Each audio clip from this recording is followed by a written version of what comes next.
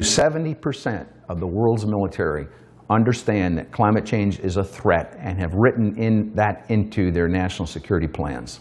And as everybody in the country knows, usually one of the first responders to any major catastrophe is the United States military. There's no doubt climate change is a threat to our national security. And I can start here in the continental United States, where we've got 30 naval bases, both here and overseas. Naval bases, by their nature, of course, are on the coast. Coasts are threatened as the sea level rises, and I can give you two very prominent examples. The Naval Air Station in Norfolk, Virginia, for instance. Eglin Air Force Base in Florida. Another one has already flooded in this past year when they had to shut it down for the first time in its history. We know these bases are threatened by rising seas, which are caused ostensibly by climate change. So that's a near-term threat that you can understand, and it's very tangible. One example that I use all the time is what's happened in Mali.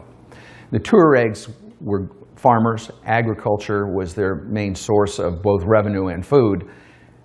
Severe drought there over the last several years. So as a consequence, they could not grow crops. They had to move. They went north. Well, they weren't welcome in the north. And as a consequence, there was an insurrection, a war in essence. And that, I can actually tell you, was a direct draw, a direct line. That's a case, a very poignant and recent case, where you can say, we know climate change caused this. I've talked a lot about the military and its planning capability in terms of response. But the government needs to be looking farther down the line. And I say that because what's causing this is the burning of fossil fuels, the increase of CO2 in the atmosphere. And the military is a little complicit in this. The number one user of fossil fuels in this country is the Department of Defense. So they recognize that fact, and it's a twofold problem. One, they know they're contributing to the climate change, and secondly, they know it's a dependency they'd like to get off of. And they're researching all those possibilities. So that's been a major plus, and the Department of Defense recognizes that.